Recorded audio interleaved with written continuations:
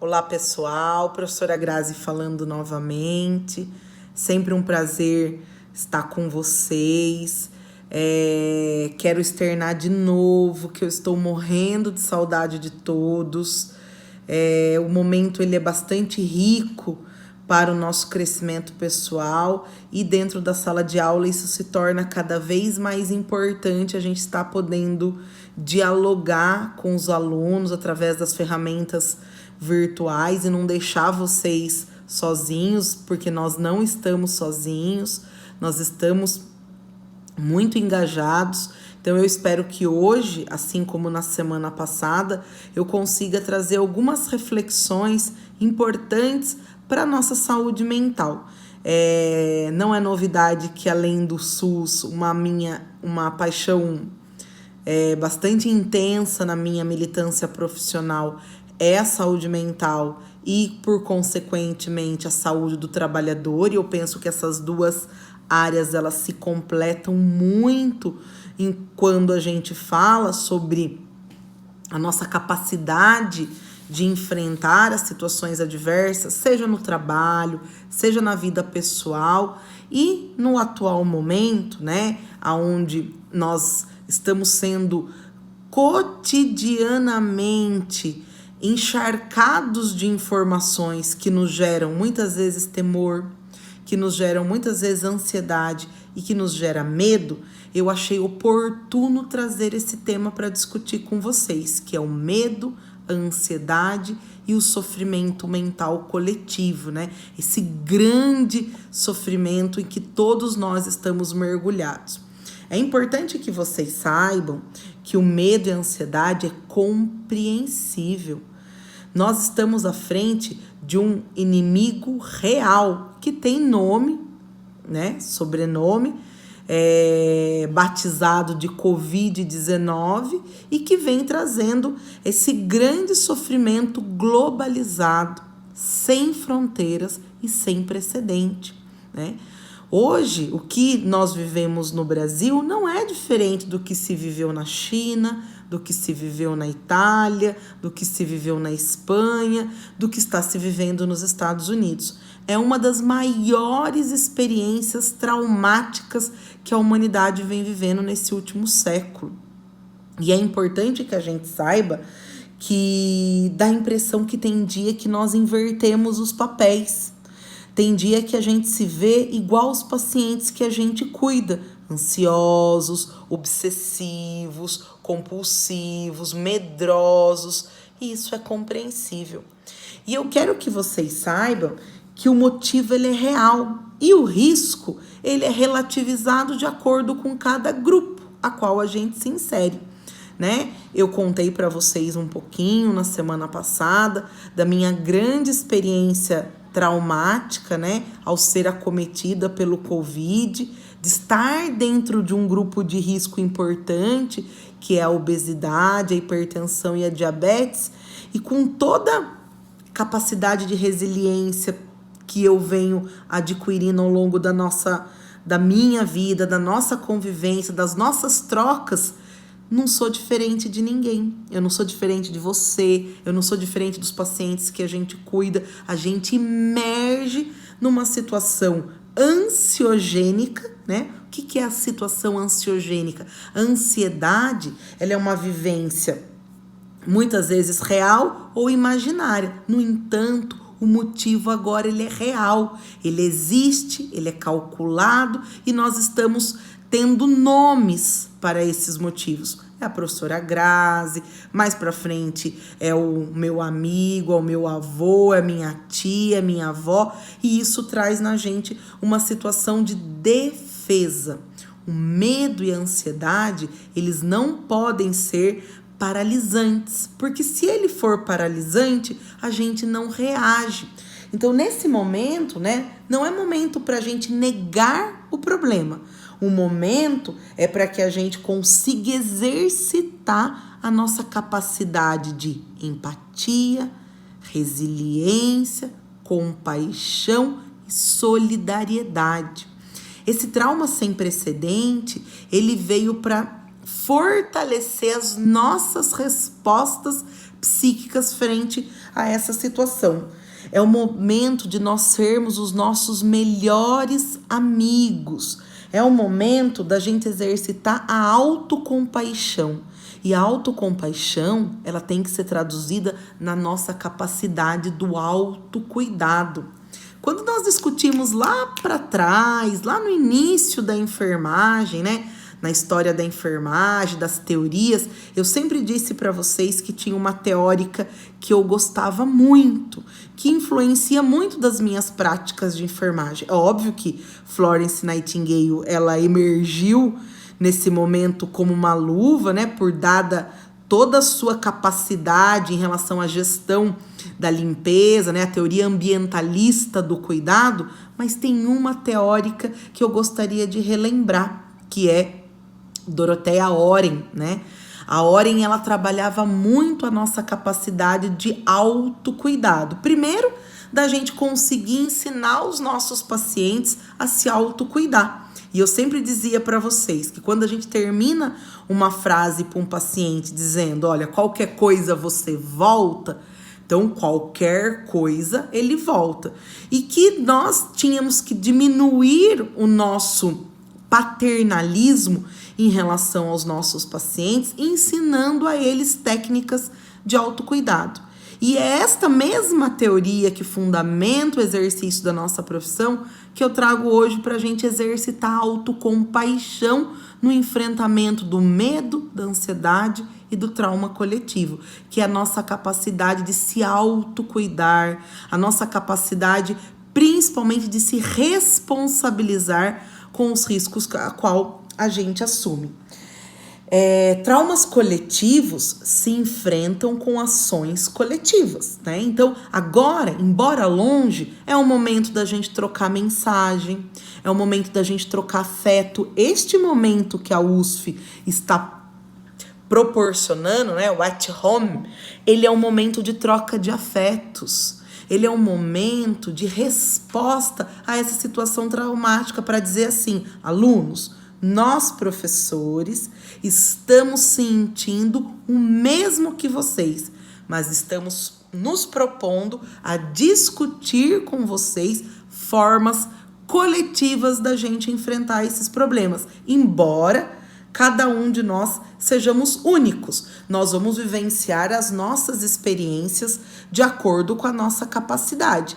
Mas esse é o momento, então, da gente exercitar, como eu disse, a empatia, reconhecendo as dificuldades do outro e, principalmente, reconhecendo a nossa responsabilidade conosco em relação à gestão dos nossos medos, né? Então, quando a gente fala de medo, o que é medo, né? A gente pega o conceito de medo, né, como uma situação desagradável, desencadeada pelo perigo real ou imaginário. E como eu disse, o perigo ele é real, ele existe. E a ansiedade? O que é a ansiedade? Eu sempre defino como aquele estado desconfortável, aquele humor apreensível, aquela sensação negativa em relação ao futuro, né? E nós estamos vivendo. Será que essa quarentena termina? Será que nós vamos voltar para o convívio social? Será que nós vamos voltar para a delícia das nossas aulas, aonde a gente senta junto no grupo, aonde a gente discute? Pois certo que sim.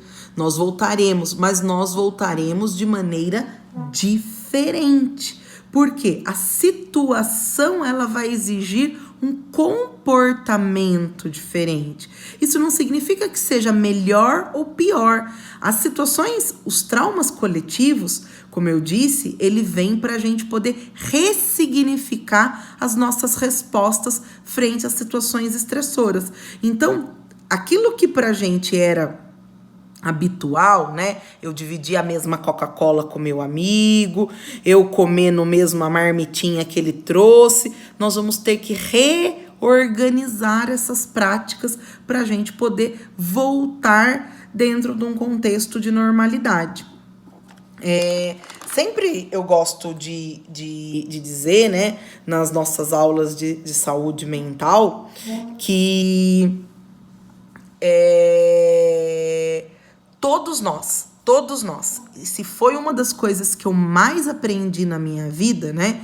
E nesse momento, né? Eu sempre digo do medo da morte, todo mundo tem, né? Eu sempre tive muito, dada o meu antecedente familiar, dadas as minhas condições pouco favoráveis e minha baixa resposta de autocuidado comigo mesma, né? Mas quando eu trabalhei na saúde mental, eu digo para vocês que eu reaprendi e recoloquei meus medos em lugares distintos.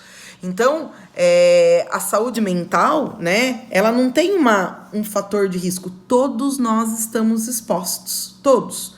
Não tem um que não esteja, né? O grande medo é o medo de enlouquecer.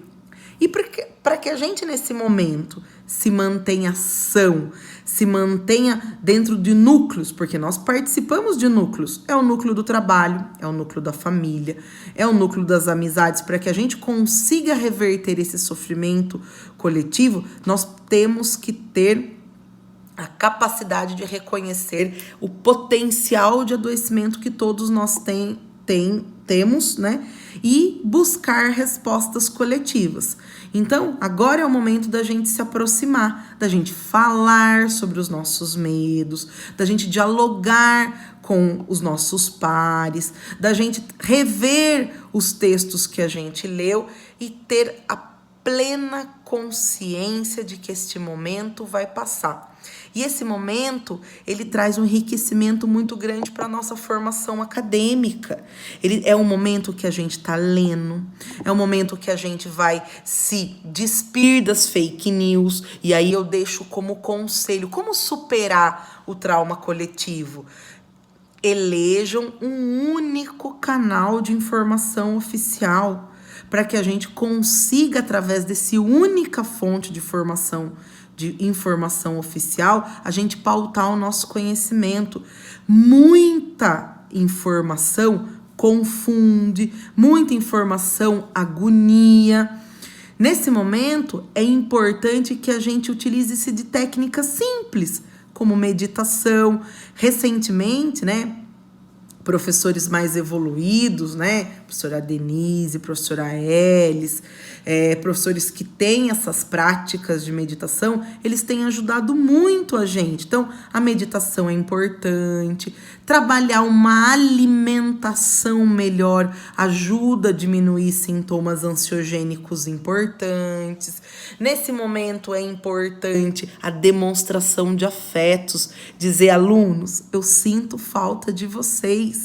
Vocês são parte integrante de quem eu sou. Isso é importante para a gente sentir reciprocidade, para a gente conseguir despir todas as nossas fraquezas, né? E conseguir apoio, buscar apoio dentro dos nossos núcleos. E por final, né, para falar um pouco mais, e eu disse que a saúde do trabalhador é uma área primeira, é onde eu iniciei a minha carreira, é onde eu consegui compreender a essência do processo saúde e doença. Eu gostaria de dizer que faz parte do nosso processo de saúde e doença no trabalho, nesse momento também está aflito. Nós temos que olhar para os profissionais de saúde de maneira diferenciada. Eu sempre digo, né? Se o dia tem 24 horas, em média, 8, alguns 12, passa no trabalho. Então, significa que nós estamos passando mais de 1/3 da nossa vida dentro desse trabalho. E não considerar esse trabalho como uma fonte de adoecimento é não considerar ao que a gente chama, né, da multideterminação, da determinação multicausal do processo saúde-doença. Então, nós temos que considerar, sim, que esses trabalhadores de saúde que estão na linha de frente, eles estão sofrendo, eles estão dormindo pouco, eles estão tendo pouca capacidade de falar sobre os seus problemas. Então, é importante que nós também nos apoiemos dentro dos nossos ambientes de trabalho, dizendo, eu posso imaginar o que você está passando.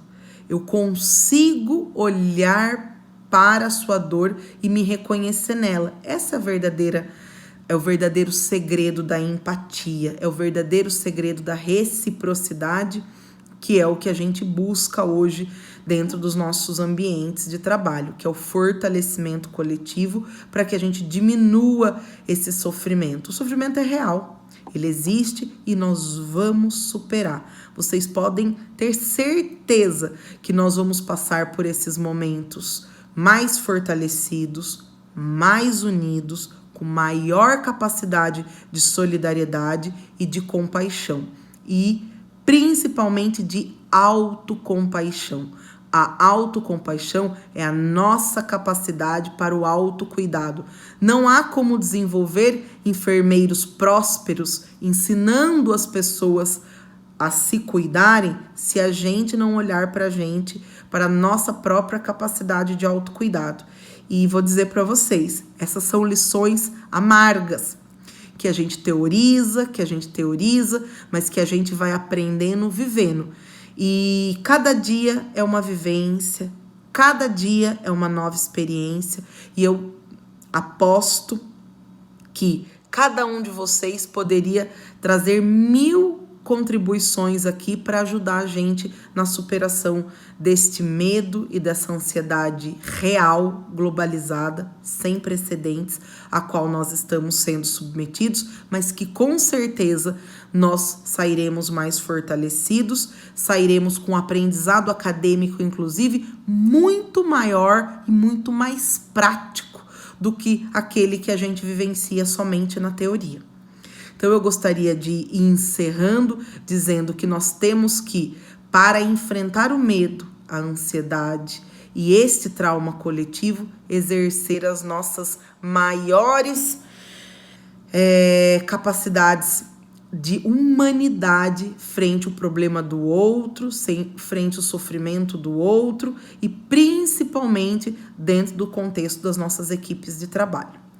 Eu digo para vocês que eu continuo à disposição, eu gosto de receber o feedback de vocês, eu não sei se eu me fiz tão clara, mas o momento pede que a gente olhe um pouquinho mais além das técnicas frias, além da preparação da inalação, além do procedimento da intubação, que a gente olhe para dentro da gente primeiro, para a gente se fortalecer.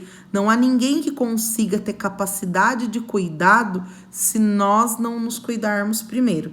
E principalmente que a gente olhe para o outro experimentando aquela sensação. Então, que eu sou um ser que tô neste momento vivendo medo, mas esse medo tem que ser algo para me mobilizar para a ação e não para me paralisar e negar o problema. A negação do problema não resolve. Agora nós temos que partir para o enfrentamento. E o enfrentamento se faz com adesão às medidas de isolamento, adesão às medidas de higiene, adesão às medidas de etiqueta respiratória e principalmente com educação em saúde. Nós somos e temos o dever de combater a fake news, de combater a divulgação massificadora de informações que não sejam as informações oficiais. Conto com vocês, tenho certeza que cada um vem plantando resiliência por onde passa, vem plantando empatia por onde passa. Eu mesmo recebi muito carinho de muitos de vocês e jamais eu me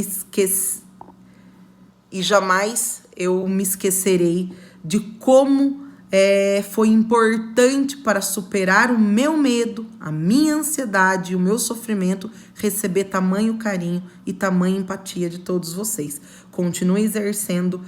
Este é a nossa maior ferramenta de trabalho, que é a empatia.